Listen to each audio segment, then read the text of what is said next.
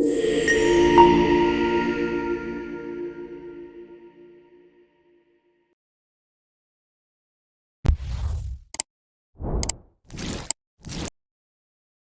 ಇರುವಾಗ 143ಕ್ಕೆ ಎತ್ತಿ ಹೋಗೋಣ. 143 ಒಂದು ವಾಕ್ಯ ಸೃಷ್ಟಿ ಹೋದಾಗ ಎರಡನೇ ವಾಕ್ಯ ಓದ್ಕೊಳ್ಳಿ. దావీదు కీర్తనలు 143వ అధ్యాయము. యెహోవా, నా ప్రార్థన ఆలకింపుము, నా విన్నపములకు చెవియొగ్గుము. నీ విశ్వాస్యతను బట్టియు నీ నీతిని బట్టియు నాకు ఉత్తరమిమ్ము. నీ సేవకునితో వ్యాజ్యమాడకుము. సజీవులలో ఒకడును నీ సన్నిధిని నీతిమంతుడుగా ఎంచబడడు. శత్రువులు నన్ను తరుముచున్నారు, వారు నా ప్రాణమును నేల పడగొట్టుచున్నారు. చిరకాలము క్రిందట చనిపోయిన వారితో పాటు గాఢాంధకారములో నన్ను నివసింపజేయుచున్నారు. కావున నా ఆత్మ నాలో కృంగియున్నది, నాలో నా హృదయము విస్మయమొందెను. పూర్వదినములు జ్ఞాపకము చేసుకొనుచున్నాను, నీ క్రియలన్నీ ధ్యానించుచున్నాను. నేను నీ చేతుల పని యోచించుచున్నాను. నీ తట్టు నా చేతులు చాపుచున్నాను. ఎండిపోయిన భూమి వలె నా ప్రాణము నీ కొరకు ఆశపడుచున్నది. యెహోవా, నా ఆత్మ క్షీణించుచున్నది, త్వరగా నాకు ఉత్తరమిమ్ము. నేను సమాధిలోనికి దిగు వారి వలె కాకుండునట్లు నీ ముఖమును నాకు మరుగు చేయకుము. నీ యందు నేను నమ్మిక ఉంచియున్నాను. ఉదయమున నీ కృపా వార్తను నాకు వినిపింపుము. నీ వైపు నా మనస్సు ఎత్తికొనుచున్నాను. నేను నడవవలసిన మార్గము నాకు తెలియజేయుము. యెహోవా, నేను నీ మరుగుజొచ్చియున్నాను. నా శత్రువుల చేతిలో నుండి నన్ను విడిపింపుము. నీవే నా దేవుడవు. నీ చిత్తానుసారముగా ప్రవర్తించుటకు నాకు నేర్పుము. దయగల నీ ఆత్మ సమభూమి గల ప్రదేశమందు నన్ను నడిపించునుగాక. యెహోవా, నీ నామమును బట్టి నన్ను బ్రతికింపుము. నీ నీతిని బట్టి నా ప్రాణమును శ్రమలో నుండి తప్పింపుము. నేను నీ సేవకుడగు నీ కృపను బట్టి నా శత్రువులను సంహరింపుము. నా ప్రాణమును బాధపరచు వారినందరినీ నశింపజేయుము. హల్లెలూయా. అందరూ కూర్చోండి. హల్లెలూయా. సంతోషంగా ఉన్నారా? దేవుడు చాలా మంచివాడు. మీ ప్రాణాన్ని కాపాడినాడు, మీ బిడ్డలు కాపాడినాడు. హల్లెలూయా. దానివల్లే మనమంతా ఇక్కడ చేరి వచ్చినాం కదా. ఆయన కృప అపారమనేది. ఈ సంవత్సరం అంతా మనం కాచి కాపాడి మన కళ్ళ ముందు ఎన్నో అపాయాలు గండాలు వచ్చినవి. మన కళ్ళ ముందు ఉండిన వాళ్ళు ఇల్లుకి పొడిచిపోయినారు. వాళ్ళు ఆలోచించలేదు మేము పోతాము అని. ఆలోచించినారా? అయితే కూడా వాళ్ళు లేకపోయినారు. మనమో దేవులారా మనం కాపాడినాం. కాబట్టి మన దేవుడు ఎవరు? కాపాడే దేవుడు. ఈ అంతా అంటే ఈ కడిసి ఈ ఒక సంవత్సరం కడిసికి వచ్చినాం. మనమంతా మనకు మా దేవుడు చెప్పే కొన్ని మాటలు ఉండాలి. అయ్యా, ఆ మాటలు మనం ఆలోచించుకోవాలి. ఆ మాటలు మనం తెలుసుకోవాలి. అర్థమైందా? ఏం చెప్తున్నాడు సంగీతంగా కన్నా 5వ వాక్యం చదవండి. పూర్వదినములు జ్ఞాపకము చేసుకొనుచున్నాను, నీ క్రియలన్నీ ధ్యానించుచున్నాను. నేను నీ చేతుల పని ಯೋಚಿಸುచున్నాను. ಹಳೆ ದಿನಗಳನ್ನು ನೆನೆಸಿಕೊಳ್ಳುತ್ತೇನೆ, ನಿನ್ನ ಎಲ್ಲ ಕಾರ್ಯಗಳನ್ನು ಧ್ಯಾನಿಸುತ್ತೇನೆ, నిన్న కై ಕೆಲಸಗಳನ್ನು స్మరిస్తుತ್ತೇನೆ. ఇక్కడ ఏం చెప్పబడింది తెలుగులో? మళ్ళీ ఒకసారి. పూర్వదినంలో జ్ఞాపకం చేసుకుంటున్నాను. రెండవదిగా క్రియలన్నీ ధ్యానిస్తున్నాను. నీ చేతి పనిని యోచిస్తున్నాను. 3 కార్యములు. ప్రతి ఒక్కరు కూడా ఈ రోజు ఈ కలిసి ఆరాధన వచ్చే మమ్మల్ని దేవుడు చెప్తున్నాడు. ఏం చెప్తున్నాడు? మీరు ఏం చేయండి? మీరు జ్ఞాపకం చేసుకోండి అని చెప్తున్నాడు. 3 కార్యములు ఏం చూడ? ఒకటి జ్ఞాపకం చేసుకోండి, రెండోది ధ్యానించండి, మూడవది యోచించండి, చింతించండి. హల్లెలూయా. ఏమిటి మనము జ్ఞాపకం చేసుకోవాలి? మన కాలంలో ఏమైంది? మనం యేసు రాకముందు మన జీవితం ఎలా నడిచింది? అలా ఆ రోజు మనం లాగా ఉంటుంది. ఎంత కష్టపడుతుంది, ఎంత కన్నీరు ఇడుస్తుంది. హల్లెలూయా. నా జీవితం చూడగా ఎంతో కష్టపడ్డా నేను. ఎందుకంటే మేమంతా చిన్న వాళ్ళు. సరిగా భోజనం లేదు, మాకు బట్టలు లేదు సరిగా. ఎందుకంటే ఆ కాలం అలాగ ఉండే. ఆ కాలం అంత భయంకర కాలం, క్షామకాలం. ఏం బిడ్డలారా, భోజన విషయంలో కానీ, ఆరోగ్య విషయంలో కానీ, ఏం బిడ్డలారా, ఆమెకి డబ్బు విషయంలో కానీ, అన్ని విషయాలు కూడా చాలా ఇబ్బంది కలిగిన రోజులు ఆ రోజు. ఇలాగా ఆ రోజులు మేము ఇప్పుడు జ్ఞాపకం చేసుకుంటాను. ఎలాగా ఆ రోజులు నేను కష్టపడ్డాను, ఎలాగా ఆ రోజులు దేవుడు నడిపించినాడు అంతా ఇలాగా ఎన్నో విషయాల్లో మేము వెనుకుండేవాళ్ళం. అయితే యేసు ప్రభు మమ్మల్ని ఎలాగ ముందుకు తీసుకొచ్చాడు అని చెప్తున్నాడు. ఆ రోజులు ఎలాగ నడిచిందే ఆలోచించుకో. ఆ రోజు ఇలాగ ఉండే నీ రోజులు. ఆ ದಿನಗಳು ಹೇಗಿತ್ತು ಏನು ಮಾಡ್ರಿ ನೀವು ನೆನಪು ಮಾಡಿಕೊಳ್ಳ್ರಿ. ಎರಡನೇದಾಗ ಏನು ಮಾಡ್ರಿ ಧ್ಯಾನಿಸ್ರಿ. ಮೂರನೇದಾಗ ಏನು ಮಾಡ್ರಿ స్మరించుకొల్లిరి. హల్లెలూయా. కొందరు కొద్దిగా బాగా అయిపోతే ఆ రోజులు మర్చిపోతారు. కరెక్టా? మర్చిపోతారు లేదమ్మా. కొద్దిగా డబ్బు వచ్చేస్తే, కొద్దిగా బండి తీసుకుంటే, కొద్దిగా ఒక చిన్న సైట్ తీసుకుంటే అప్పుడు వాళ్ళే వీరాది వీరులు ధీరాది ధీరులు. వాళ్ళు అదే మర్చిపోతారు. ఎనక్తోటి ఎలాగా ఉంటుంది, భోజనం లేక, బట్టలు లేక, డబ్బు లేక ఎలా కష్టపడుతుందని మర్చిపోతారు పూర్తిగా. నేను ప్రతిసారి కూడాను నా ఆఫీస్కి పోయినప్పుడు అక్కడ కూర్చొని ఆలోచిస్తాను, ప్రభా నేను ఎక్కడుండేవాడు ఒక కాలంలో, ఈరోజు ఎక్కడున్నాను ప్రభా, ఇంతగా చేసింది మీరు కదా ప్రభా. ఒక్కొక్క రోజు కూడా జ్ఞాపకం చేసుకుంటాను దేవుడు బిడ్డలారా.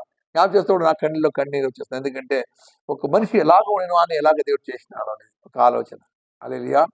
ఇంత ఒక్క స్థానానికి రావడం కదా దానికి కారణం ఏమిటి? ఆయన కృప మాత్రమే. ఆ నామాన్ని ఏ రోజు అంగీకారం చేసుకుంటాం ఆ రోజు ఇంకా ఇంతవరకు కూడా మనకు ఎన్నో అద్భుతాలు చేసినాడు. కిందకున్న నన్నను పైకి ఎత్తుకునే వచ్చినాడు దేవుడు. హల్లెలూయా. అర్థమవుతుందా? అంటే ప్రతి ఒక్కరు కూడా దేవుని బిడ్డైన మనం ఎవరుగా ఉన్నామో దేవుని బిడ్డలు పిలువబడినాము. దేవుని మహత్వం తెలుసు మనకు, దేవుని నడిపి మనకు తెలుసు. దానిలో ఇంతవరకు నడిపించింది దేవుడు మమ్మల్ని. అవును. దానివల్ల వెనక కార్యాలు మీరు మర్చిపోకండి, జ్ఞాపకం చేసుకోండి. మీకు ఒక కథ చెప్తున్నాను, మీకు తెలుసా? మీకు ఒక రాజు ఉండేవాడు. ఆ రాజు కొత్తగా ఒక మినిస్టర్, ఒక మంత్రి అపాయింట్మెంట్ అయినాడు. ఒక మంత్రి. ఆ మంత్రి వచ్చేటప్పుడు అంతా కూడా పెట్టి తీసుకొచ్చేవాడు. పెట్టి తీసుకొచ్చి దాన్ని అక్కడ పెట్టేసి ఒక జాగాలో పోయి మన పని తప్పు చూసుకొని ఆ రోజు పూర్ణి ముగిసిన తర్వాత పైన పెట్టి తీసుకొని పోయేవాడు. కొన్ని నెలలు అయిపోయిన తర్వాత అక్కడ ఉండే పని చేసే వాళ్ళు రాజుకి వచ్చి ఉన్నారు, రాజా వీడు ప్రతిరోజు పెట్టి తీసుకొస్తున్నాడు, పైతో పెట్టి తీసుకొని అట్లా వచ్చే వేయడాలతో తీసుకొని రాజా. రాజుకి డౌట్ వచ్చేసాయి. ఉండొచ్చేమోడు మన ఆస్థానానికి మన అరమనికి తీసుకొని తెలుసుకొని ఒకరోజు అంతా ఆయన మటుకి రాజు వాడు పెట్టేసుకొని చూసే రాయక్కడ చెప్తున్నారు. వాడికి పెట్టింది ఏమో చూడాలన్న. వాడు చెప్పిన మంత్రి, వద్దు రాజు పెట్టి తీసేవద్దు, వద్దు రాజు అది బాగుండేది, తినే తీలా అని చెప్పాడు. రాజు మీకు వందనాలు, వద్దు రాజు అన్నాడు. వాడు తీవండి అని చెప్తున్నాడు. వర్తిస్తే దాని లోపల వాడు ఇక్కడ మంత్రి కాక ముందు ఎలాగ ఉండేవాడి పరిస్థితి, వాడి బట్టలు ఎలాగా ఉండే, ఎలాగా బట్టలంతా చిరిగిపోయిండే, కొలిగా ఉండే, అవన్నీ తీసి బయటకు వేస్తాడు. ఇదేమిటి ఇది అంటాడు. రాజు నేను చెప్తు కదా వద్దు తీసేద్దు అని. ఇది నేను ఇక్కడ రాకుండా ముందర, మంత్రిగా కాకముందర నా పరిస్థితి చాలా భయంకరంగా ఉండే. భోజనం లేక, బట్టలు లేక, చిరిగిపోయిన బట్టలు వేసుకుంటా ఉండే. దానిలో ప్రతిరోజు నేను తీసుకొస్తాను, ఎందుకంటే నాలో అహంకారం రాకూడదు, హెచ్చింపు రాకూడదు అని నేను తీసుకొస్తాను. దాన్ని జ్ఞాపకం చేసుకుని అని దేవుడు చెప్తాడు. దానివల్లనే నేను ప్రతిరోజు కూడా జ్ఞాపకం చేసుకుంటాను. ఎట్లా నువ్వు మనిషి ఎట్లా అలాగా ఉంటుంది, నువ్వు ఎలాగైనా దాన్ని మర్చిపోకము అని దేవుడు చెప్తున్నాను. రాజుకి చాలా సంతోషం అవుతుంది. హల్లెలూయా. మన ప్రతి ఒక్కరు కూడా మనం ఎలాగ ఉంటూ కాలం ప్రతి ఒక్కరు కూడా ఆలోచించాలి, జ్ఞాపకం చేసుకోవాలి, నేను ఎలాగ ఉంటున్నా, హల్లెలూయా, నా పరిస్థితి ఎలాగ ఉండే, అయితే ఈ రోజు ఎలాగ ఉన్నాను. ఆ యేసు నామాన్ని విధంగా దేవుడిని ఒక్కొక్క స్టెప్ ఎలాగ బయలుకెత్తున్నాడు, నాకు భోజనం ఇచ్చినాడు, బట్ట ఇచ్చినాడు, అన్ని కూడా దేవుడు చేస్తున్నాడు. లేదా మనతో కాలం ಎಲಾಗ ఉండేవాళ్ళు ಆಗ ಪ್ರತಿಯೊಬ್ಬರು ಜ್ಞಾಪಕ ಮಾಡ್ಕೊಳ್ಬೇಕು, ನೆನೆಸ್ಕೊಳ್ಬೇಕು. ಅವನ ಕಾಲದಲ್ಲಿ ಹೇಗಿದ್ದೆ, ನನ್ನ ಪರಿಸ್ಥಿತಿ ಹೇಗಿತ್ತು, ಎಷ್ಟು ಕಷ್ಟದಲ್ಲಿದೆ, ಊಟ ಇಲ್ಲದೆ, ಬಟ್ಟೆ ಇಲ್ಲದೆ, ಹಣವಿಲ್ಲದೆ ನನ್ನ ಬಾಧೆ ಪಟ್ಟೆ ಎಂಬುದಾಗಿ ನೆನೆಸ್ಕೊಳ್ಬೇಕು. ಅದರಿಂದ ಹೇಳ್ತಾರೆ, ಹಿಂದಿನ ದಿನಗಳನ್ನ ನೆನೆಸ್ಕೊಳ್ರಿ, ಹಿಂದಿನ ಕಾಲ ನೆನೆಸ್ಕೊಳ್ರಿ. Hallelujah, hallelujah. ನಾ ಪ್ರತಿಯೊಬ್ಬರು ಕೂಡ ಈ ವಿಷಯದಲ್ಲಿ ತುಂಬಾ ಎಚ್ಚರವಾಗಿರಬೇಕು. ಹಲ್ಲೆಲೂಯಾ, ನೆನೆಸ್ಕೊಳ್ಬೇಕು. ನಾವೆಲ್ಲ ಕೂಡ ಪರಿಸ್ಥಿತಿ ಹೇಗಿತ್ತು, ನಮ್ಮ ಸ್ಥಾನ ಹೇಗಿತ್ತು ನೆನೆಸ್ಕೊಳ್ಬೇಕು. ನೆನೆಸ್ಕೊಳ್ಳುವಾಗ ದೇವರಿಗೆ ತುಂಬಾ ಸಂತೋಷ. ಹಲ್ಲೆಲೂಯಾ.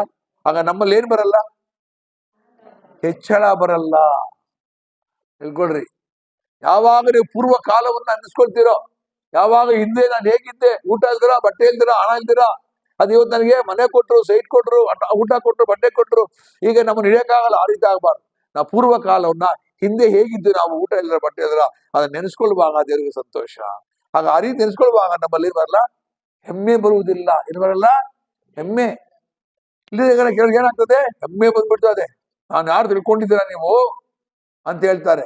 ಅಲ್ಲಿಯ ಆ ರೀತಿ ನಮ್ಮಲ್ಲಿ ಬರಬಾರ್ದಾಗಿದ್ರೆ ನಾವು ಪ್ರತಿಯೊಬ್ಬರು ಕೂಡ ನಮ್ಮ ಪೂರ್ವ ಕಾಲ ಅಂದ್ರೆ ಹಿಂದಿನ ದಿನಗಳು ಹೇಗಿದ್ದು, ನಾವು ನಮ್ಮ ಪರಿಸ್ಥಿತಿ ಹೇಗಿತ್ತು ಅಂತಾಗಿ ನಾವು ಅದನ್ನ ಆಲೋಚನೆ ಮಾಡ್ಕೊಂಡಾಗ ಅದು ನಮ್ಗೆ ಒಳ್ಳೆ ಅನುಕೂಲವಾದ ಸಮಯವಾಗ್ತದೆ. ಅಲ್ಲಿಯ ಅದಕ್ಕೆ ದೇವರ ವಾಕ್ಯ ಹೇಳ್ತದೆ, ನೀವು ಅದನ್ನ ನೆನೆಸ್ಕೊಂಡು ಏನ್ ಹೇಳ್ತಾರೆ, ಹಳೆಯ ದಿನಗಳನ್ನ ನೆನೆಸಿಕೊಳ್ಳುತ್ತೇನೆ. ಅಲ್ಲಿಯ ಆ ಕೀರ್ತನೆಗ ನೆನೆಸ್ಕೊಂಡ, ದಾವಿದ ನೆನೆಸ್ಕೊಂಡ. ದಾವಿದನ ಕಾಲದಲ್ಲಿ ಯಾರಾಗಿದ್ದ, ಅಲೆಮಾರಿಯಾಗಿದ್ದ. ಯಾರಾಗಿದ್ದ? ಅಲೆಮಾರಿ, ಕಾಡಲ್ಲಿ ಸುತ್ತಿ ಸುತ್ತಿ ಸುತ್ತಿ ಹಗಲು ರಾತ್ರಿ ಸುತ್ತೋದು. ಯಾಕೆ? ಅವನಿಗೆ ವೈರಿ ಒಬ್ರು ಇದ್ದಾರೆ. ಅವ್ರು ಯಾರೋ? ಅವರೇ ಸೌಲನು. ಒಂದು ಕಾಲದಲ್ಲಿ ಕುರಿಗಳು ಮೇಯಿಸ್ತಾ ಇದ್ದ, ಅದ್ ನೆನ್ಸ್ಕೊಂಡ. ನಾನು ಎಲ್ಲಿದ್ದೆ? ಕುರಿಗಳಿಂದ ಹೋಗ್ತಾ ಇದ್ದ. ನನ್ನನ್ನ ದೇವ್ರು ಏನ್ ಮಾಡಿದ್ರು? ರಾಜನಾಗಿ ಮಾರ್ಪಡಿಸಿದ್ರು. ಹಲ್ಲೆಲೂಯಾ. ಅದಕ್ಕೆ ದಾವೀದ ಬರೆದಿದ್ದಾನೆ, ಎಲ್ಲಿ ಬೇಕು ತಿಳ್ಕೊಂಡು ನಾವು ನೆನೆಸ್ಕೊಂಡ, ಅದಕ್ಕೆ ಬರೆದಿದ್ದಾನೆ. ನಾವು ಪ್ರತಿಯೊಬ್ರು ಕೂಡ ಏನ್ ಮಾಡಬೇಕು? ಪ್ರತಿದಿನ ನೆನೆಸ್ಕೊಳ್ಬೇಕು, ప్రతిరోజు ఆలోచించాలి, జ్ఞాపకం చేసుకోవాలి ముందు కూడా. హల్లెలూయా. అది దేవునికి ఇష్టమైంది. అలాగా మనలో మనసులో ఉంటే మనలో హెచ్చింపు రాదు, గర్వము రాదు. మనకి ನಮ್ಮಲ್ಲಿ ಹೆಚ್ಚಳಿಕೆ ಬರಲ್ಲ, ಗರ್ವ ಬರಲಿತ್ತು. ಅನೇಕರು ಗರ್ವ. ಹಲ್ಲೆಲೂಯಾ. ಗೊತ್ತಾಗ್ಬೇಕಲೆ, ಗರ್ವದ ಮಾತುಗಳು ಮಾತಾಡ್ತಾರೆ. ಅಲ್ಲ, ಯೇಸು ರಕ್ತದಲ್ಲಿ ಹೊಳೆಯಲ್ಪಟ್ಟವರು. ಅದಕ್ಕಾಗಿ ಅಂದ್ರೆ ಯೇಸು ಬಳಿಗೆ ಬಂದ್ಮೇಲೆ ನಿಮ್ಮಲ್ಲಿಂದ ಆ ಗರ್ವ ಹೋಗ್ಬಿಡ್ತದೆ, ಅಹಂಕಾರ ಹೋಗ್ಬಿಡ್ತದೆ. ಹಲ್ಲೆಲೂಯಾ. ಆದ್ರೆ ಯೇಸು ಬಳಿಗೆ ಬಂದ್ಬಿಟ್ಟ ಮೇಲೆ ಅದೆಲ್ಲ ಹೋಗ್ತದೆ. ನಾನು ಇವಾಗ ನಮ್ಮ ಸಭೆಯಲ್ಲಿ ತುಂಬಾ ಜನ ಇದ್ದಾರೆ. ಯಾರು? ಅವರೆಲ್ಲ ತಾಳ್ಮೆಯಲ್ಲಿ, ಪ್ರೀತಿಯಲ್ಲಿ ನಡ್ಕೊಂಡು ಹೋಗ್ತಾರೆ. ಹಲ್ಲೆಲೂಯಾ. ಅಂತ ಅದಕ್ಕೆ ದೇವ್ರು ಹೇಳ್ತಾರೆ, ಏನ್ ಮಾಡೋಣ? ಹಿಂದಿನ ದಿನಗಳ ಹಳೆಯ ದಿನಗಳು ನೆನೆಸಿಕೊಳ್ಳು. ನಾನು ನೆನೆಸ್ಕೊಳ್ತೀನಿ. ದಾವೀದ ಹೇಳ್ತಾನೆ, ನಾವು ನೆನೆಸ್ಕೊಳ್ಬೇಕು. ಅದು ದೇವ್ರಿಗೆ ಇಷ್ಟವಾದ ಕಾರ್ಯ. ಹೇಳ್ತಾನೆ, ನೀನೆಲ್ಲಾ ಕಾರಣ ಧ್ಯಾನಿಸುತ್ತೇನೆ. ಆಗ ನಾವು ಧ್ಯಾನಿಸಬೇಕು. ಮುಂದಿನ ಕುತ್ಕೊಂಡು ನಾನು ಹೇಗಿದ್ದೇನೆ, ಪರಿಸ್ಥಿತಿ ಹೀಗೆ ಮಾಡಿದ್ದೆ, ಯಾರು ಧ್ಯಾನಿಸ್ಬೇಕು. ನಾನು ಈ ತರ ಇದ್ದೆ, ಈ ತರ ಮಾಡಿದ ದೇವರೆಲ್ಲ ಪ್ರತಿದಿನ ಧ್ಯಾನಿಸ್ಬೇಕು. ನಾವು ನೋಡ್ತೀವಿ, ನ್ಯಾಯಸ್ಥಾಪಕರಲ್ಲಿ ನೋಡ್ತೀವಿ. ಬಿತ್ತೆ ಗಿದ್ಯೋನು ಗೊತ್ತ ನಿಮ್ಗೆ? ಗಿದ್ಯೋನು ಬಿತ್ತೆ ಅವನು ಧ್ಯಾನಾಸಕ್ತನಾಗಿದ್ದ. ಇದೊಂದು ಧ್ಯಾನ ಮಾಡ್ತಾ ಇದ್ದ. ಒಂದಿನ ಧ್ಯಾನ ಮಾಡ್ತಾ ಇದ್ದಾನೆ. ಯಾಕೆ? ಅವ್ರಿಗೆ ಯಾರಿಗೆ ಭಯಪಟ್ಟು? ಮೀದ್ಯಾನಿಗೆ ಭಯಪಟ್ಟು. ಅವ್ರು ಮೀದ್ಯಾನ ಬಂದ ಗಡಗಳ ನಡಿಗೆ ಹೋಗೋರು. ಅವರು ಹೊಲದ ಪೈರು, ತೋಟದ ಪೈರೆಲ್ಲ ಕಿತ್ಕೊಂಡೋಗ್ಬಿಡ್ತಾರೆ. ಇವ್ರು ಎಮ್ಮೆ ಯಾವಸು ಇದ್ರೆ ನೋಡಿದ ತಕ್ಷಣ ತಗೊಂಡೋಗ್ಬಿಡ್ತಾರೆ. ಆಗ ಎಲ್ಲೋ ಒಂದು ಮರಗೆಲ್ಲಿ ನಿಂತ್ಕೊಂಡು ಏನ್ ಮಾಡ್ತಾರೆ? ಗೋಧಿನ ಹೊಡಿತಾ ಇದ್ದಾನೆ. ಆ ಕಡೆ ಈಗ ನೋಡ್ತಾ ಇರ್ತಾರೆ, ಯಾವಾಗ ಬಂದ್ಬಿಡ್ತಾರೋ ಗೊತ್ತಿಲ್ಲ. ಎಲ್ಲ ಎತ್ಕೊಂಡ್ಬಿಡ್ತಾರೆ, ಗೋಧಿ ಗೀದೆಲ್ಲ ಎತ್ಕೊಂಡ್ಬಿಡ್ತಾರೆ. ಆ ಪರಿಸ್ಥಿತಿ. ಆದ್ರೆ ಅವಾಗ ಯೋಚನೆ ಮಾಡ್ತಾನೆ ಅಂತ, ಅಯ್ಯೋ, ನಮ್ಮ ಪಿತೃಗಳ ಕಾಲದಲ್ಲಿ ದೇವರು ಅದ್ಭುತ ಮಾಡದಂತೆ ಇವಾಗ ಎಲ್ಲಿ ಅದ್ಭುತ ನೆನೆಸ್ಕೊಳ್ಳುವಾಗ ಒಬ್ಬ ದೇವದೂತ ಅಲ್ಲಿ ಬರ್ತಾನೆ. ಅಲ್ಲಿಯಾ ದೇವದೂತ ಬಂದು ಏನ್ ಹೇಳ್ತಾನೆ? ಪರಾಕ್ರಮಶಾಲಿ ಅಂತ ಹೇಳ್ತಾರೆ. ಅವ್ನಿಗೆ ಆಶ್ಚರ್ಯ. ಅವನಿಗೆ ಹೇಳಿ, ಸ್ವಾಮಿ ಪರಾಕ್ರಮ, ನಾವೇ ಕಳ್ಳತರ ಕುತ್ಕೊಂಡಿದ್ದೀವಿ ಇಲ್ಲಿ, ಅವ್ರಿಗೆ ಜನಕ್ಕೆ ಭಯಪಟ್ಟು ಬೀದಿಯಾನರಿಗೆ, ನಮಗೆಲ್ಲಿ ಧೈರ್ಯ ಸ್ವಾಮಿ, ನಮಗೆಲ್ಲಿ ಪರಾಕ್ರಮ ಸ್ವಾಮಿ? ಇಲ್ಲ, ದೇವರಿನ ಸಂಗಡ ಇದ್ದಾರೆ. ಆಗ ಅವ್ರ ಪಿತೃಗಳು ಹೇಳ್ತಾ ಇದ್ರು, ದೇವ್ರು ಯಾವ ರೀತಿಯಲ್ಲಿ ಈಜಿಪ್ಟ್ ದೇಶ ನಡೆಸ್ಕೊಂಡು ಬಂದು, ಯಾವ ರೀತಿ ಅದ್ಭುತಗಳು ಮಾಡಿದ್ರು, ಯಾವ ರೀತಿ ಮನ್ನಾ ಕೊಟ್ರು, ಯಾವ ರೀತಿ ನೀರು ಕೊಟ್ರು, ಯಾವ ರೀತಿ ಅವ್ರಿಗೆ ಮಾಂಸ ಕೊಟ್ರು, ಎಲ್ಲ ನೆನೆಸ್ಕೊಳ್ತಾ ಇದ್ರು ಅವ್ರ ಪಿತೃಗಳು ಆ ಕಾಲದಲ್ಲಿ. ಅದು ಇವ್ನಿಗೆ ಗೊತ್ತಿತ್ತು ಅವನಿಗೆ. ಅದಕ್ಕಾಗ ಅವ್ನು ಯೋಚನೆ ಮಾಡ್ತಾನೆ, ಆಗ ನಮ್ಮ ಪಿತೃಗಳು ಹೇಳ್ತಾರೆ ನಮ್ಮ ಸಂಗಡ ದೇವ್ರ ಬಗ್ಗೆ, ಆಗ ನನ್ನ ಸಂಗಡ ದೇವ್ರು ಇರ್ಬೋದಲ್ಲ ಅಂತ ಹೇಳುವ. ಆಗ ಅದೇ ದೂತ ಹೇಳ್ತಾನೆ, ನೀನು ಹೋಗಿ ಅವ್ರನ್ನ ಸೋಲಿಸ್ಬೇಕು, ಯುದ್ಧ ಮಾಡಬೇಕು. Hallelujah, hallelujah. ಆಗ ಯಾವ ಮನಸ್ಸಿಂದ ಹೋಗ್ತಾನೆ ಅವನು? ನನ್ನ ಜೊತೆಯಲ್ಲಿ ದೇವರಿದ್ದಾರೆ. ಇವತ್ತು ನಿಮ್ ಜೊತೆ ದೇವರಿದ್ದಾರ? ನಂಬ್ತೀರಾ? ನೆಂಬ್ರಿ. ಹೊಸ ವರ್ಷಕ್ಕೆ ಕಾಲಿಡ್ತಾ ಇದ್ದೀರಾ, ಅಯ್ಯೋ ಎಲ್ಲಿದ್ದಾರ ಪಾಸ್ಟರ್ ದೇವ್ರು ಅಂತ ಹೇಳ್ಬೇಡಿ. ದೇವರು ಕಡೆ ತನಕ ನಿಮ್ ಸಂಗಡ ಇರ್ತಾರೆ. ಎಂದು ಯೇಸು ಮಕ್ಕಳಾಗಿ ಮಾಡ್ಬಿಟ್ರು, ಅಂದು ನಿಮ್ಮ ಜೊತೆಗೆ ಬಂದ್ಬಿಟ್ರು. ಅವ್ರು ನಿಮ್ ಕಂಟ್ರೋಲ್ ಎಲ್ಲ ಅವ್ರ ಕೈಲಿ. ಅದಕ್ಕೆ ಜಾಗ್ರತೆ. ಅವ್ರಿಗೆ ವಿರೋಧವಾದ ಕಾರ್ಯ ಮಾಡ್ಬೇಡ್ರಿ. ನಿಮ್ಮ ಮಾತು, ಕ್ರಿಯೆ, ನಡವಳಿಕೆ, ಆಲೋಚಿಸಿದ್ರೆ ಎಲ್ಲ ದೇವ್ರಿಗೆ ಇಷ್ಟವಾಗಿರ್ಬೇಕು. ನಮ್ಮಲ್ಲಿ ಅಹಂಕಾರ, ಇಚ್ಚಳಿಕೆ ಬರಬಾರ್ದು. ಯಾಕೆ? ನಾವು ನಿಂತುಕೊಂಡು ನಿಮ್ಮಲವಾಗಿ ಯಾರ ಕೃಪೆ ಆಗಿದೆ? ದೇವ್ರ ಕೃಪೆ. ಒಂದೊಂದು ಗ್ಲಾಸ್ ನೀರು ಕುಡಿತೀವಲ್ಲ ನಾವು, ಅದು ಯಾರ್ದು? ದಿನ ಒಂದೊಂದು ಊಟ ಮಾಡ್ತೀವಲ್ಲ, ಯಾರು ಕೊಟ್ಟಿದ್ದದು? ದೇವ್ರಿಗೆ ಕೊಟ್ಟಿದ್ದು. ಆ ಕೃತಜ್ಞತೆ ನಮ್ಗೆ ಇದ್ದಾಗ ನಮ್ಮನ್ನ ಇನ್ನ ಮೇಲೆ ಮೇಲೆ ಮೇಲೆ ಕೊಂಡೋಗ್ತಾರೆ. ಕೃತಜ್ಞತೆ ಇರಬೇಕು. ನಮಗೆ ಏನಿರ್ಬೇಕು? ಅಹಂಕಾರ ಪಡಬಾರ್ದು. ನಾವು ಕೃತಜ್ಞತೆ ಇದ್ದಾಗ ದೇವ್ರ ಮೇಲೆ ಮೇಲೆ ಕೊಂಡು ಬರ್ತಾರೆ. ಅದಕ್ಕೆ ಇಲ್ಲಿ ಗಿದ್ಯೋನು ಧ್ಯಾನಿಸ್ತಾ ಇರುವಾಗ ದೇವದೂತ ಬಂದ್ರು. ದೇವದೂತ ಹೇಳಿದ್ರು, ಇಲ್ಲಿ ಯುದ್ಧ ಮಾಡಕ್ ಹೋಗು, ನಾನು ನಿನ್ ಜೊತೆಯಲ್ಲಿ ತೆಪ್ಪದಾಗಿ. ದೇವ್ರು ಕೊಂಡೋದವನು 300 ಜನ ಮಾತ್ರವೇ. ಅವ್ರಿಗೆ ಎದುರಾಗಿ ಎಷ್ಟು ಜನ ಇದ್ದಾರೆ? ಲಕ್ಷಾಂತರ ಜನ ಇದ್ದಾರೆ. ಲಕ್ಷಾಂತರ ಸೈನ್ಯದ ಮುಂದೆ ಎಷ್ಟು ಜನ ಹೋಗ್ತಾ ಇದ್ದಾರೆ? 300 ಜನ ಮಾತ್ರವೇ. ಈಗ ದೇವರು ಅವನೊಟ್ಟಿಗೆ ಇದ್ದ ಅವರು ತೋರಿಸ್ಕೊಟ್ರ 300 ಜನ ಇಟ್ಕೊಂಡೆ ಬಿತ್ತೆ ಅವನು ಯುದ್ಧ ಮಾಡಿ ಎಲ್ಲಾರನ್ನೂ ಸಾಯಿಸ್ತಾನೆ. ಹಲ್ಲೆಲೂಯಾ. ಆಗ ಹೇಳ್ತಾನೆ ದೂತ, ದೇವ್ರ ನೊಂದಿಗೆ ಇರ್ತಾರೆ, ಇನ್ನು ಹೋಗು ಅಂತ ಹೇಳ್ತಾರೆ. ದೇವ್ರವ್ರಿಗೆ ಇದ್ರ ಅದೇ ಇಲ್ವಾ? ಅವನೇನ್ ಧ್ಯಾನಿಸ್ತಾ ಇದ್ದ? ನಮ್ಮ ಹಿರಿಯರು, ನಮ್ಮ ಪಿತೃಗಳು ಹೇಳ್ತಾ ಇದ್ದ ಧ್ಯಾನ ಮಾಡುವಾಗ್ಲೇ ದೇವದೂತ ಬಂದ. ಅವನು ಧ್ಯಾನ ಮಾಡ್ತಾ ನಿಜ ಎಂಬುದಾಗಿ ಯಾರು ಹೇಳಿದ್ರು? ದೇವದೂತ ಹೇಳ್ದ. ಅರ್ಥ ಆಯ್ತರ? ನಿನ್ನ ಸಂಗಡ ದೇವ್ರಿದ್ದಾರೆ. ನಿಮ್ ಪಿತೃೊಟ್ಟಿಗೆ ಇದ್ದ ದೇವರು, ಅದೇ ದೇವರು ನಿಮ್ಮೊಟ್ಟಿಗೆ ಇದ್ದಾರೆ. ನೀನೀಗ ಯುದ್ಧಕ್ಕೆ ಹೋಗು. ಮೀದಿಯ ಮೇಲೆ ಯುದ್ಧಕ್ಕೆ ಹೋಗಿ ಸೋಲಿಸ್ಬೇಕು ಅವ್ರನ್ನ. ಕೊನೆಗೆ ಕೆಲವು ಸಾವಿರ ಕೊಂಡೋಗ್ತಾನೆ, ಅದೆಲ್ಲ ದೇವರು ಕೆರಳು ಹಾಕ್ಬಿಟ್ಟು ಬರೀ 300 ಜನ ಮಾತ್ರ ಕೊಂಡೋಗ್ತಾರೆ. ಆ 300 ಜನ ಮಾತ್ರ ಹೋಗಿ ಯುದ್ಧ ಮಾಡಿ ಆ ಯುದ್ಧದಲ್ಲಿ ಜಯ ಹೊಂದಿಕೊಂಡು ಮೀದಿಯಾರನ್ನೆಲ್ಲ ಓಡಿಸಿ ಬಿತ್ತಲೆ ಅವರು ಸ್ವತಂತ್ರರಾಗಿ ಮಾರ್ಪಡ್ತಾರೆ. ಆಗ ನಿಮ್ಮ ಧ್ಯಾನ ದೇವರು ನೋಡ್ತಾ ಇರ್ತಾರೆ. ನೀವೇನ್ ಧ್ಯಾನ ಮಾಡ್ತೀರಾ? ಹಲ್ಲೆಲೂಯಾ. ನೋಡುವಾಗ ಈಸಾಕ್ನ ಯಾರಾಗಿದ್ದ? ಧ್ಯಾನ ಪುರುಷನಾಗಿದ್ದ. ತಾಯಿ ತೀರೋ ಮೇಲೆ ಗುಡಾರದಲ್ಲಿ ಹೋಗಿ ಮನೆಯಿಂದ ಹೊರಗಡೆ ಹೋಗ್ಬಿಟ್ಟು ಅವನು ಧ್ಯಾನ ಮಾಡ್ತಾ ಇರ್ತಾನೆ. ಧ್ಯಾನ ಮಾಡೋಕೆ ಒಂದು ಅದ್ಭುತ ಆಯ್ತೇನು ನೋಡ್ದ. ಅವನಿಗೆ ಹೆಂಡತಿ ಆಗುವಂತ ಸಹೋದರಿ ಅಲ್ಲಿ ಬಂದ್ಲು. ಅವನ್ ಧ್ಯಾನ ಮಾಡುವಾಗ್ಲೇ ಏನಾಯ್ತು, ಈಗ ಅಮ್ಮ ತೀರೋಗಿದ್ದಾರೆ, ಅಮ್ಮನ ಒಂದು ವ್ಯಸನ ಅವನಿಗಿದೆ. ಕರೆಕ್ಟ್ ಆಗಿ ಅವನು ಕರೆಕ್ಟ್ ಟೈಮ್ಗೆ ಅವನ ಧ್ಯಾನವನ್ನ ದೇವರು ಅಂಗೀಕಾರ ಮಾಡ್ಕೊಂಡ್ರು. ಅವನ ಕರೆಕ್ಟ್ ಆಗಿ ಒಂದು ಹೆಂಡತಿನ ಕೊಡ್ಬೋದು ರೆಬೇಕವನ್ನ. ಕರೆಕ್ಟಾ? ಅವ್ನಿಗೆ ಈಗ ಅವ್ನಿಗೆ ಶ್ರಮವಾಯ್ತು, ಅವ್ನ ದುಃಖ ಏನಾಯ್ತು, ಶ್ರಮವಾಯ್ತು. ಈಗ ಆಕೆಯನ್ನ ಅಲ್ಲಿ ಒದಿಸ್ದ, ಅಲ್ಲಿ ಮದುವೆ ಮಾಡ್ಕೊಂಡು ಗಂಡ ಹೆಂಡತಿಗೆ ಮಾರ್ಪಟ್ರು ಅವರು. ಅಲ್ಲಿಯ ಧ್ಯಾನ ನಿಮ್ಗೆ ಬೆನಿಫಿಟಾ ಇಲ್ಲ లాసా? చాలి ప్రతిరోజు కూడా మనం కీర్తన ఒకటోది ఏం చెప్తుంది, ఒకటో కీర్తన చూడండి.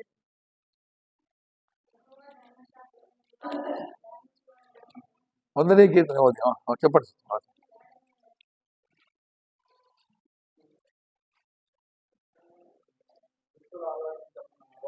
రెండో వాక్యం చదవండి, రెండో వాక్యం.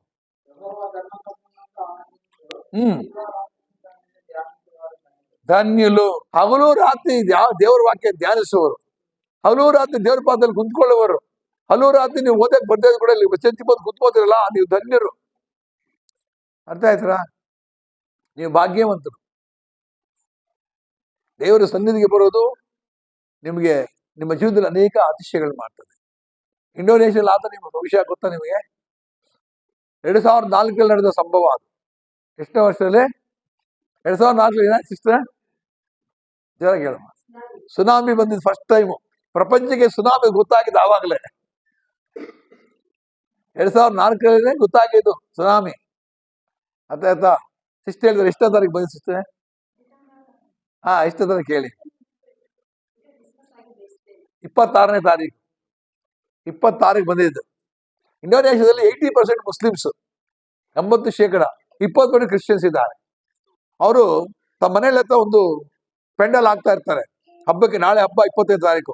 ಆಗ ಮುಸ್ಲಿಮ್ಸ್ ಬಂತಾರೆ, ಏನ್ ಮಾಡ್ತಾರೆ ಕೇಳ್ತಾರೆ. ಅವ್ರು ಹೇಳ್ತಾರೆ, ನಮ್ದು ನಾಳೆ ಹಬ್ಬ ಇದೆ, ನಾವು ಕ್ರಿಸ್ಮಸ್ ಹಬ್ಬ ಅಂತ ಹೇಳಿದ್ರೆ. ಅವರೆಲ್ಲ ಹೇಳ್ತಾರೆ, ಯಾರು ಇಲ್ಲೇನು ಕಟ್ಟಬಾರ್ದು, ಪೆಂಡಲ್ ಹಾಕ್ಬಾರ್ದು, ಗೊತ್ತಾ? ಇಲ್ಲಿ ಯಾರು ಏನ್ ಮಾಡ್ಬಾರ್ದು, ನಿಮಗೆ ಬೇಕಾ ಮಾಡ್ಬೇಕಾದಲ್ಲ, ಇಲ್ಲಿಂದ ನೋಡಿ ಸ್ವಲ್ಪ ದೂರ ಹೋಗ್ರಿ, ಅಲ್ಲೊಂದು ಬೆಟ್ಟ ಇದೆ, ಆ ಬೆಟ್ಟದ ಹತ್ರ ಏನು ಮಾಡ್ಕೊಂಡ್ರೆ ಹೋಗ್ರಿ ಅಂತ ಹೇಳ್ಬಿಟ್ಟು. ಈಗ 20% ಇರೋದವ್ರು ಭಯ ಬಂದ್ಬಿಡ್ತೀರಿ. ಅವ್ರು 80% ಅವ್ರಿಗೆ ಮಾತಾಡಕ್ ಆಗಲ್ಲ. ಆಗ ಮಕ್ಕಳನ್ನ ಕರ್ಕೊಂಡು ಎಲ್ಲಾ ಸಾಮಾನು ತಗೊಂಡು ನಡ್ಕೊಂಡು ಅಲ್ಲಿ ಹೋಗ್ತಾರೆ. ಹೋಗ್ಬಿಟ್ಟು ಅಲ್ಲಿ ಅವರೆಲ್ಲ ಕಟ್ಟಿ ಮಾರನೇ ದಿನ ಆರಾಧನೆ ಮಾಡ್ತಾರೆ. 25ನೇ ತಾರೀಕು ಒಳ್ಳೆ ಆರಾಧನೆ ಮಾಡಿ ಎಲ್ಲಾರು ಅಲ್ಲೇ ಅಡಿಗೆ ಮಾಡಿ ತಿಂತಾರೆ. ರಾತ್ರಿಗೆ ವಾಪಸ್ ಬರ್ಬೇಕು ಅವರು. ಆಗ ದೇವ್ರು ಹೇಳ್ತಾರೆ, ಇವತ್ತು ಕೂಡ ಇದ್ದು ಆರಾಧನೆ ಮಾಡಿ ಅಂತ. ಅವಾಗ 25ನೇ ತಾರೀಕು ನೈಟ್ ಕೂಡ 26ನೇ ನೈಟ್ ಕೂಡ ಅಲ್ಲೇ ಇದ್ಬಿಟ್ಟು ಆರಾಧನೆ ಮಾಡ್ಬಿಟ್ಟು 26ನೇ ತಾರೀಕು ಹೋಗ್ಬೋದು ನೆನೆಸ್ಕೊಂಡಿರುವಾಗ ದೇವ್ರ ಹತ್ರ ಹೋಗ್ಬೇಡಿ, ಇಲ್ಲೇ ಇರಿ, ಇನ್ನೂ ಒಂದಿನ ಇರಿ, ಇನ್ನೂ ಆರಾಧನೆ ಮಾಡ್ತಿರ್ತಾರೆ. ಆ 26ನೇ ತಾರೀಕು ಸಾಯಂಕಾಲ ಕರೆಕ್ಟ್ ಆಗಿ ಏನಾಯ್ತು, ಎಷ್ಟು ಗಂಟೆಗೆ? 4 ಗಂಟೆಗೆ 3 ಗಂಟೆಗೂ ಇದಾಗ್ತದೆ, ಸುನಾಮಿ ಬರ್ತದೆ. ಸುನಾಮಿ ಬಂದು ಶೇಕಡ 80% ಇದ್ರಲ್ಲ ಯಾರು ಮುಸ್ಲಿಮ್ಸು, ಅದರಲ್ಲಿ 20-30% ಮುಸ್ಲಿಮ್ಸ್ ಎಲ್ಲ ಹೇಳ್ಕೊಂಡು ಬರ್ತಾರೆ. ಆಗ ಅವ್ರು ಬರ್ತಾರೆ, ಎಲ್ಲ ಮುಗಿಸ್ಕೊಂಡು ಬರುವಾಗ ಇವ್ರು ನೋಡಿ ಹೇಳ್ತಾರೆ, ನೋಡಿ ನಮ್ಮ ಮಧ್ಯದಲ್ಲಿ ಇದ್ದವರು ಇವರು ವ್ಯಕ್ತಿಗಳು ಒಬ್ಬರಾದ್ರೂ ಸಾಯ್ಲಿಲ್ಲ, ಅದೇ ನಮ್ಮ ವ್ಯಕ್ತಿಗಳು 20% ಸತ್ತೋದ್ರು. ಇವ್ರು ಎಂತ ದೇವ್ರು ಇರ್ಬೋದು ಅಂತ ಹೇಳ್ತಾರೆ. ಅರೇರಿಯಾ, ನೀವು ಧ್ಯಾನ ಮಾಡ್ರಿ. ಏನ್ ಮಾಡ್ರಿ? ನೀವು ಧ್ಯಾನ ಮಾಡ್ರಿ. ಏನ್ ಮಾಡ್ಬೇಕಪ್ಪ? ಧ್ಯಾನ ಮಾಡ್ಬೇಕು. ಅಲ್ಲೇಲಿಯಾ. ಅದೇ ಅವನು ಹೇಗಿರ್ತಾನಂತೆ, ಅವನು ನೀರಿನ ಕಾಲುವೆಗಳ ಬಳಿಯಲ್ಲಿ ಬೆಳೆದಿರೋ ಮರದ ಹಾಗಿರುವನು. ನೀರು ಓಡೋ ಸ್ಥಳದಲ್ಲಿ ಮರ ನೆಟ್ಟಿಗನ ಹಸಿರಾಗಿರ್ತದ, ಒಣಗೋಗಿರ್ತದ? ಆಗ ನೀವ್ ಹೇಗಿರ್ಬೇಕು? ಹಸಿರಾಗಿರ್ಬೇಕು, ಫಲಭರಿತವಾಗಿರ್ಬೇಕು, ಆನಂದವಾಗಿರ್ಬೇಕು. ಊಟದ ಕೊರತೆ, ಹಣದ ಕೊರತೆ, ಆರೋಗ್ಯ ಕೊರತೆ ಇರಬಾರ್ದು. ಆಗ ನೀವು ಈ ರೀತಿ ಇರ್ತಂತ ದೇವ್ರ ವಾಕ್ಯ ಹೇಳ್ತಾರೆ. ಇದು ದೇವ್ರು ಕೊಟ್ಟು ಆಶ್ವಾಸನೆ, ಗೊತ್ತಾಯ್ತರ? ಮನುಷ್ಯನ ಹೇಳಿದ ಮಾತಲ್ಲ ಇದು, ದೇವ್ರ ಮಾತು. ನೀವು ನಂಬ್ರಿ. ಏನ್ ಹೇಳ್ತಾರೆ? ಬೆಳೆದಿರೋ ಮರ ಆಗಿರೋದು ಅಂತ ಮರ ತಕ್ಕ ಕಾಲದಲ್ಲಿ ಫಲ ಕೊಡ್ತದಲ್ಲ, ಅದೆಲೆ ಬಾಡೋದೇ ಇಲ್ಲ. ತಕ್ಕ ಕಾಲದಲ್ಲಿ ಏನ್ ಕೊಡ್ತದಮ್ಮ? ಫಲ ಕೊಡ್ತದೆ. ತಕ್ಕ ಕಾಲದಲ್ಲಿ ನಿಮ್ ಮಕ್ಕಳಿಗೆ ಮದುವೆ ಆಗ್ತದೆ, ತಕ್ಕ ಕಾಲದಲ್ಲಿ ನಿಮ್ಮ ಮಕ್ಕಳ ಎಜುಕೇಶನ್ ಮುಗಿತದೆ, ತಕ್ಕ ಕಾಲದಲ್ಲಿ ನಿಮ್ಮ ಮಕ್ಕಳಿಗೆ ಕೆಲಸ ಸಿಗ್ತದೆ, ತಕ್ಕ ಕಾಲದಲ್ಲಿ ನಿಮ್ಮ ಮಕ್ಕಳಿಗೆ ಮದುವೆ ಎಲ್ಲ ಕಾರ್ಯ ಆಗ್ತದೆ. ನೋಡ್ರ, ನಮ್ಮ ಮಕ್ಕಳಿಗೆ ಹಾಗೆ ಆಗಿದ್ದು.